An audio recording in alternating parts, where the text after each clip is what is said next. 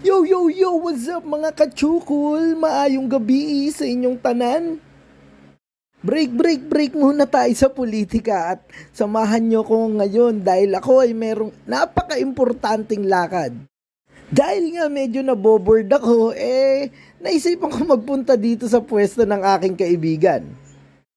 Alam nyo mga kachukul, sa buhay ng tao, hindi ka dapat yung pabagal-bagal. Kapag wala kang ginagawa, mag-isip ka ng bagay na magiging kapaki-pakinabang para sa'yo. Tama nga yung sinasabi ng ibang tao na napakabilis talaga ng oras. Sa sobrang bilis nga ng oras hindi ko namalayan nandito na pala ako sa pupuntahan ko.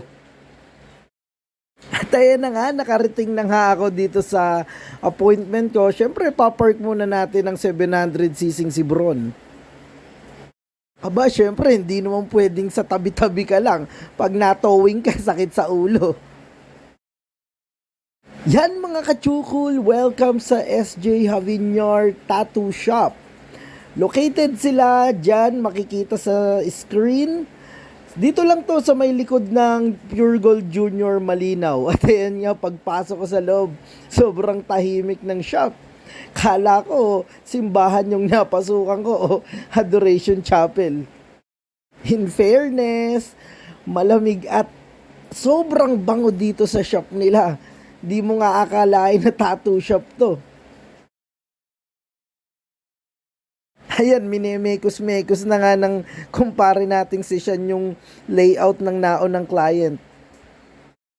Bukod nga pala sa pagtatato, meron rin silang clothing line. Nagbebenta rin sila ng iba't ibang design ng damit. Ayan nga ang isang example.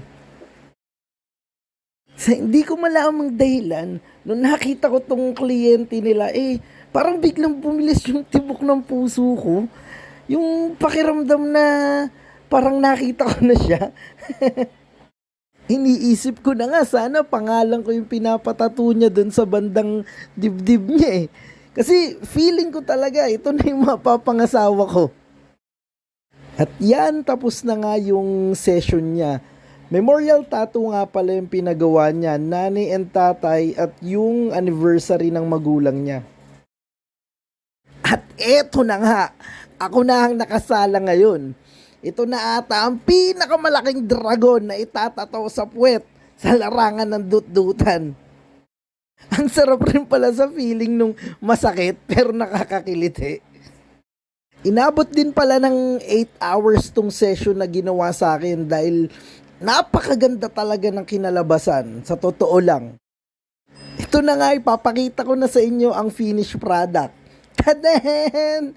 Nagpapatwerk-twerk pa. Napaluha talaga ako nung nakita ko to. At syempre yan, ibabalot na bago umuwi, baka mapanisan ng laway. Muli, salamat paring Shan at Madam Faith ng SJ Javiñar Tattoo. Bye-bye!